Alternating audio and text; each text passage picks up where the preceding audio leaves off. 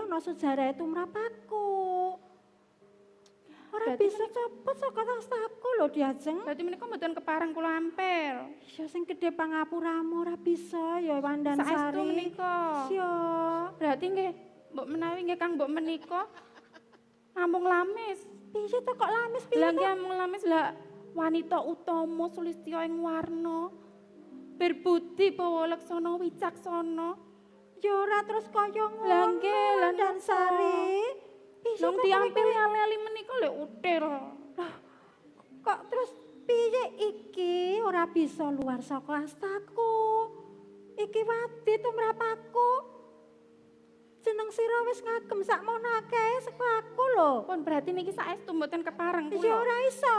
Mboten kepareng saestu Kang Mbok. Ora iso Kang Diajeng. Setunggal meneh mboten kepareng Kang Mbok. Ora iso Diajeng Kang sing Mas gedhe Panji Asmoro pakammu. bangun. Kang Mas Panji Asmoro bangun.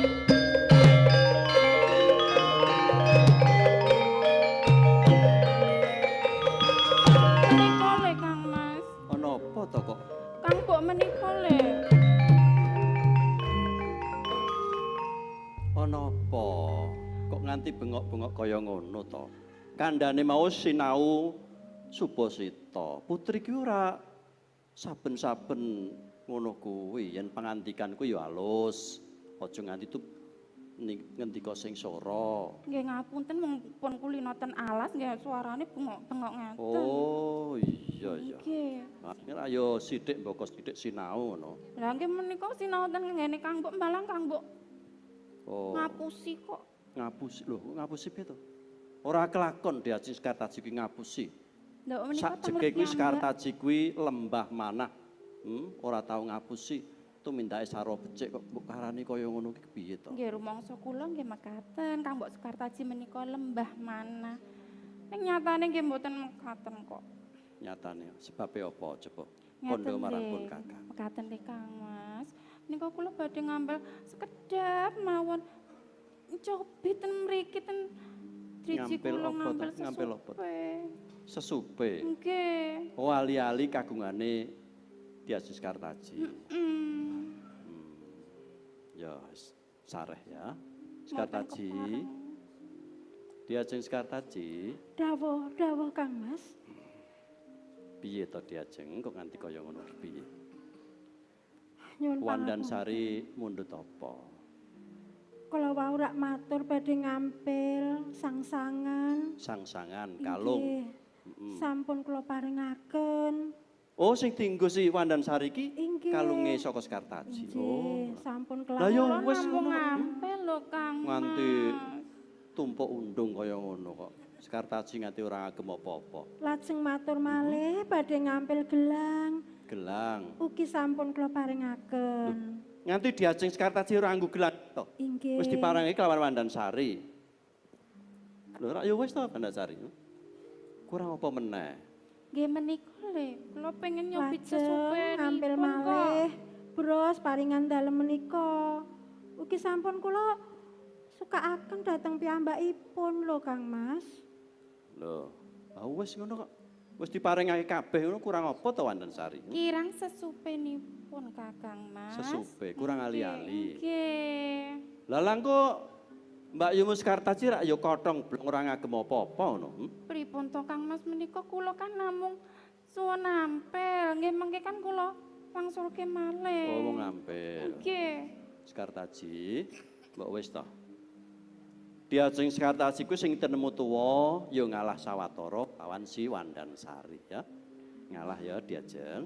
Anu Kang Mas menawi sesupe menika rak panjenengan ugi mangertos menika paringanipun menapa Kanjeng Eyang Kili Suci. Menika rak ngemuwadi menawi kula sampun pun wanti-wanti sampun ngantos. Oh iya. Oh iki paring pas dalem saking inggih. Wa Kili Siji Suci. kula. Lah terus yen to diambil Wandansari sedhela wae. Ora Kapeksa entuk. mboten saged Kang Mas menika rak Deloke mawon le Kang Mbok. Masa nggih boten kepareng. to? Wandansari ngene wae. Apa iki sesupenipun Kakang iki wae? Nggih boten kegeden. Kegeden. Nggih. Oh iya ya. Lah drijimu cilik-cilik ngono. Nggih mucuk ri. panjenengan menapa mboten nemo to Kang Mas? Piye, Pitungkasipun Wa Dewi Kili Suci menawi to menika linggar saking asta kula teges nyawa kula ugi badhe linggar saking raga kula lho Kang Mas. Iya, ya ora ngono kuwi to Diajeng. Saestu kok. Ra ono pun Kakang sing bakal ngayomi si Adi to. Ora bakal kelakon. Waton ana Panjasmara bangun mesti Sekartaji bakal wilujeng aparipurna. Wis to, diampilke ya. Saestu nyuwun duduka ingkang kathah mboten saged Kang Mas. Sekartaji. Kula Piye to?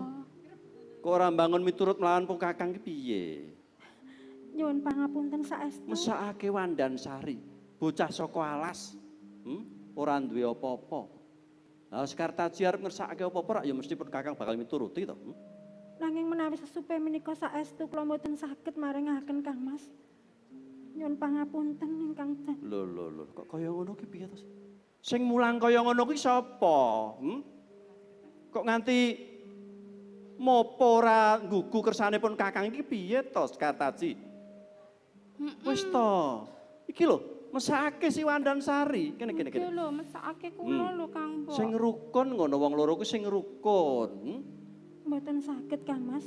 Nyuwun pangapunten. Lho Kang Mbok menika le wau ngendika Setya Tuhu. Nanging yen sesupe iki ora iso diajeng kok wangkel to Lho nek menika kan berarti kan namung Kowe lames. ora ngerti sejarah sesupe iki kok kowe kuwi ngeyel. Wis pirang-pirang tak ampelake kok ya isih kurang wae iki karepmu apa to Wandansari? Cukup. Aja dibacutake. Sekartaji. Saiki pun Kakang bakal nodi Siadi. Pilih ali-ali apa pilih Panjasmara bangun? Monggo. Pilih pundi Kang Mbok? Inggih awrat kula ugi milih panjenengan. Liya-liyane dodo melu-melu. Menika. Kok malah ngewangi lho.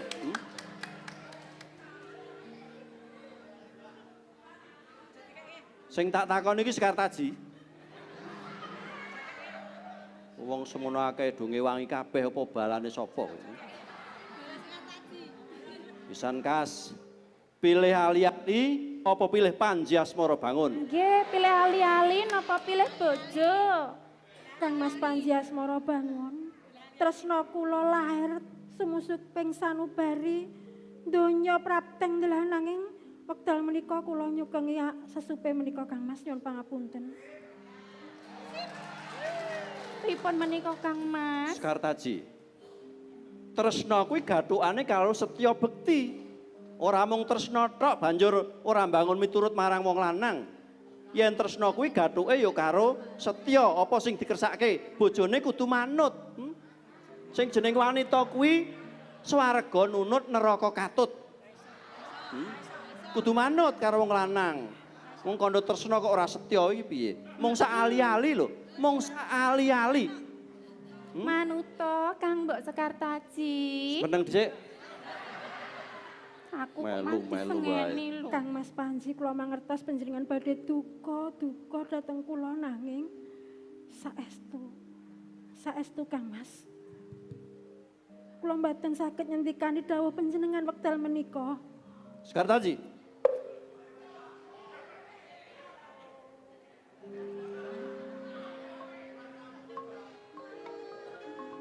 Babar pisan pun Kakang ora nyono ora nglegewa.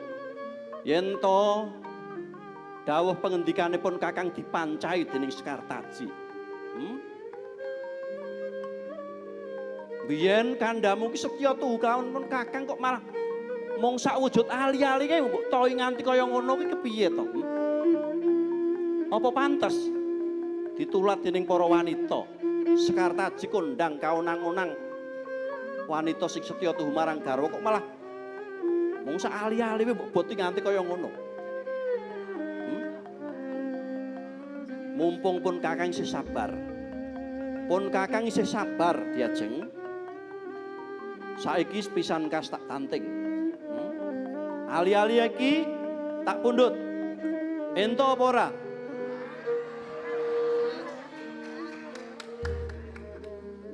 Ora ento. Sekartaji. Apa kowe bakal ngerti dukanipun Kakang? Nggih lho Kang Mbok.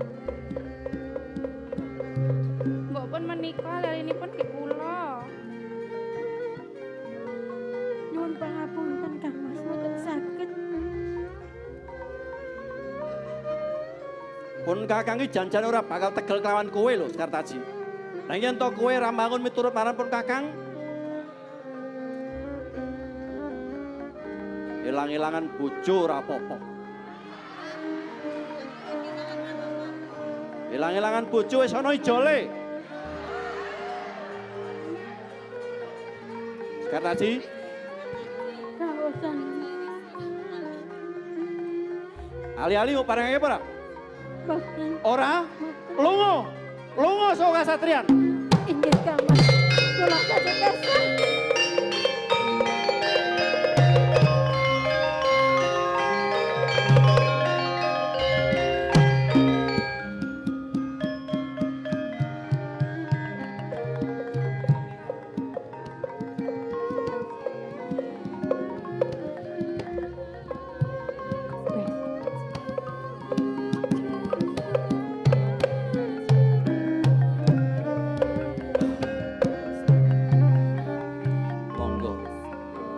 Monggo Kang Mas Panji Kartolo lan dia Dimas. Ora sah mbok manggak-manggakke sing halus.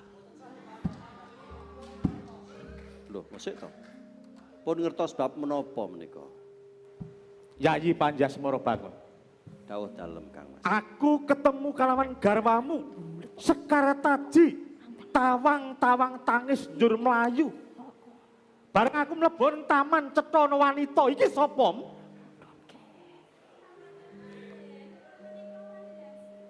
Ora sah kemayu. Inggih. Menika Diajeng Wandansari. Diajeng kok kowe nyebut Diajeng kuwi apamu? Inggih waleh-waleh menapa katemben kemawon kula menika gadah garwa enggal. Duwe garwa meneh. Kowe entuk kabar apa piye, Yai? Yen nganti saiki Asmara Bangun duwe garwa meneh. Lagi sepisan iki aku Lah. ngerti. Kakang, Nuwun sewu Kang. Ora nggih sampun sak trepipun to wong priya lho. Priya menika namung gadah setunggal nggih maneman to. oh siji wae repot loro kelabaan.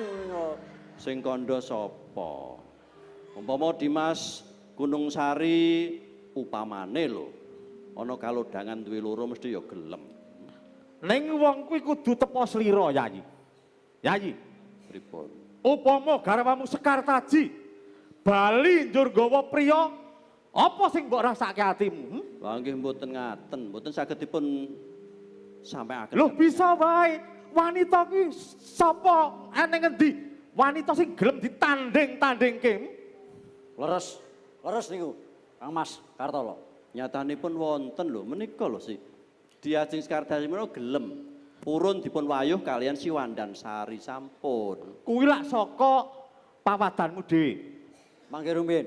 Apa? Kang Mas Panji Asmara Bangun ingkang dahat kula tresnani. Menapa Padatan yen arep kandha kuwi mesti dagi-dagi kaya ngono entek-entekane ya maido. Ngaten. Arep kandha apa? menapa sampun dipikir kanthi permati dipun penggalih kanthi wening. Bab apa? Kekiranganipun Kang Mbok Sekartaji menika menapa? Alus bebudene, rayung Bener.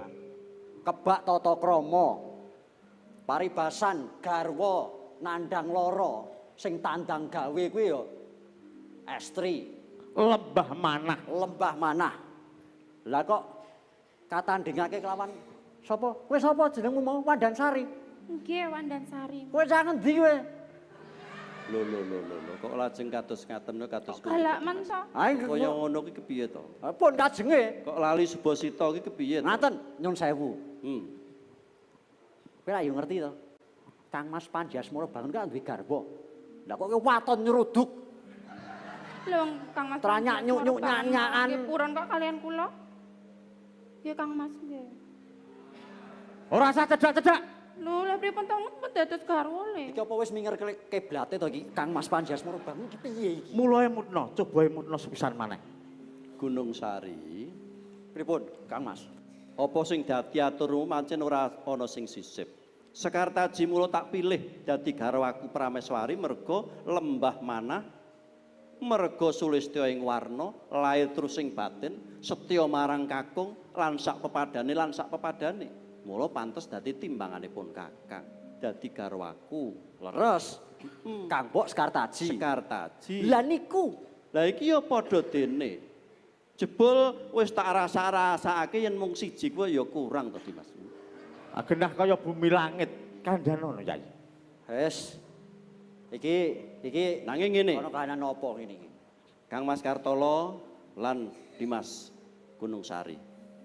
Ndak kira iki dudu perkaramu nanging perkaraku. Perkara keluargaku. Ora Engko perlu dhisik. Kang Mas Kartolo lan Dimas Gunung Sari melu cawe-cawe. Lho, Kang Mbok Sekartaji niku dados perkara kula. Awet Kang Mbok Sekartaji niku nggih kadang kula. Ya pancen bener. Pancen tak tundung lunga sawetara, nanging mengko mesti bakal bali. Ditanono to. Pun kakang ki ngerti kok. Kang Mas Panji, Piye? sampean menawi mboten kersa kalian Kang Mbok Sekartaji. Kedahipun jejering satriya kedah mangsulaken wonten ing Kediri. Mboten dipiloro, mboten disia-sia.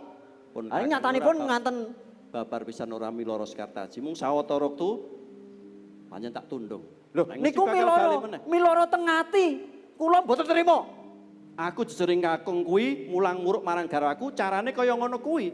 Oh, mboten saged tindakaken. Dados atur wonten ngarsanipun Kanjeng Rama Prabu. Yai Gunung Sari. Yai Gunung Sari. Yai Gunung Sari. Yai Asmara bangun. Wonten menapa? Coba sawangen. Apa kowe ora kelingan pratandha manunggaling Kediri lan Jenggala kuwi amarga dedawanmu kalawan si Sekartaji.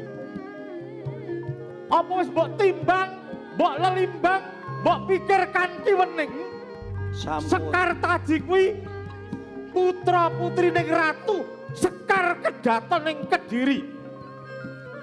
Yen nganti trah bakal bubrah, bakal cecungkrahan Kediri lan Jenggala. Apa kowe bakal nanggung dhewe? Kakang Kartolo. Piye? Panji Asmara bangun menika mboten betahaken sesorah saking panjenengan. Awit kula menika Panji Asmara bangun sampun gedhe tuwa. Sampun saged milih, sampun saged nemtokaken menapa ingkang kedah kula lampahi. Pramila panjenengan mboten sami cawe-cawe babagan menika. Menika perkawis keluarga kula. Lho ning aku luwih tuwa. Aku luwih akeh mangan uyah katimbang kowe. Kowe adikku nek kena tak kandhani Yai. Aja mepacutake enggal susulen Sekartaji sak turunge ana cecungkran antaraning Kediri lan Jenggala. Kang Mas Kartolo. Nggih, Sepisan malih kula matur. Panjenengan mboten sah melu cawe-cawe babagan menika.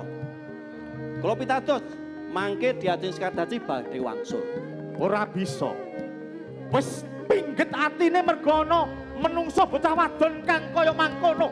Rumangsa mbok tanding-tandingake. Wis ora Loh, Asmara bangun! Asmara bangun! Asmara bangun!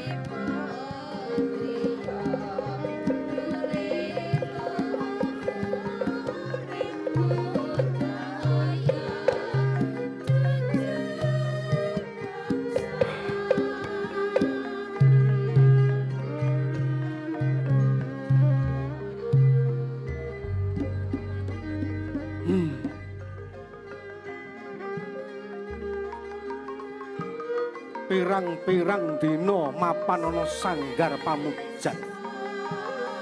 Ora kapenak rasane ngatiku. Apa ana perkara kang tumempuh marang negara Jenggala maneh?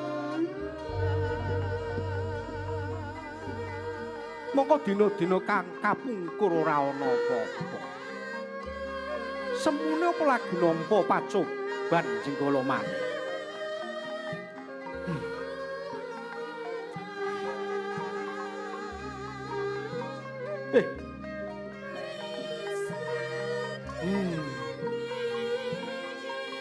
Mbok menawa sawijining pacoban bisa pundhat bakal dewasung kanugrahan marang Praja Jenggala maneh. Kakang. Yo, muga-muga wae lho. Kakang cerita Sopo? apa? Lho. Kene. Ene ngopo tawang-tawang tas? Kene lungguh sing prayoga kene. Kene.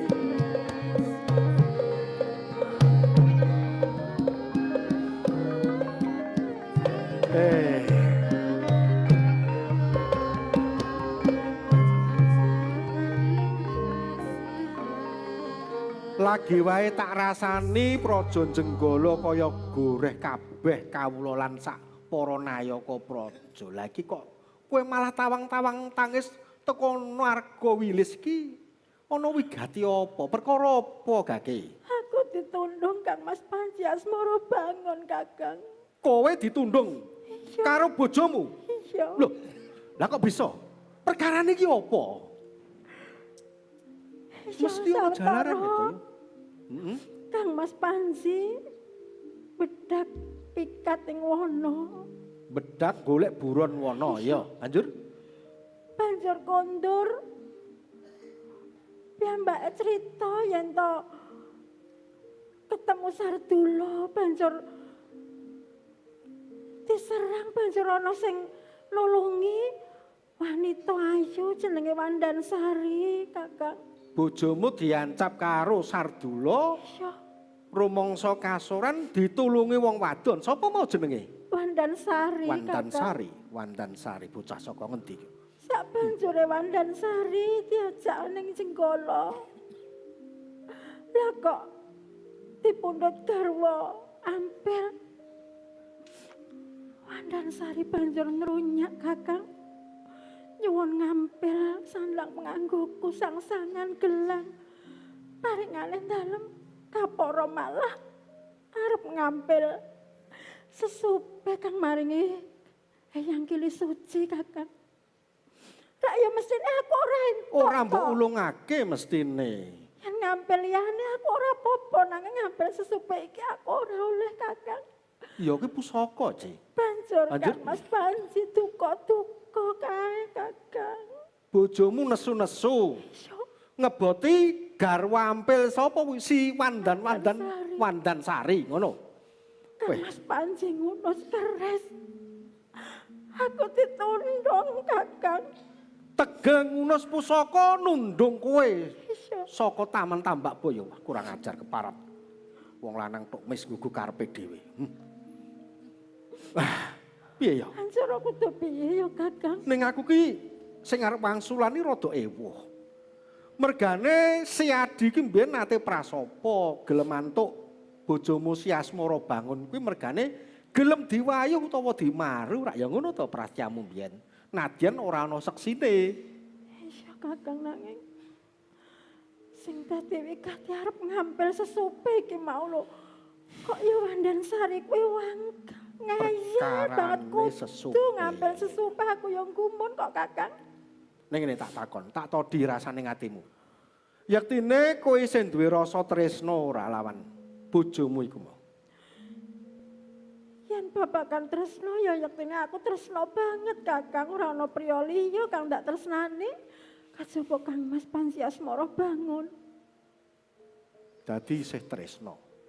Iya, Kakang. Ya. Pancen wong jejodohan iki kabeh iki kang dilakoni ora ana kang rancak lumaku apa sak baene, nanging mesti ana gronjalane to ya. Iya. Ya kuwi dadi pacobaning bebrayanmu. Mbok menawa dadi sarana dewa paring pacoban supaya antuk nugroho kang luwih gedhe. Nanging rumangsaku ya ora kurang-kurang anggonku sabar lho, Kakang. Nanging iki mau kok ya kaya ngene kedadeane to, Kakang. Ya disabar-sabane. Lagi iki lho aku ngerti Kang Mas Panji Asmara bangun duka kang kaya mangkono. Ya mbok menawa wae bojomu ki lagi rodok kelangan neting ati ngono ya. Ning bener sliramu jek tresno. Tresno banget Kakang. Saumpama bojomu wis pirang-pirang dina manggon ana kene ngono apa ya arep mbok tampa? Kira-kira wae.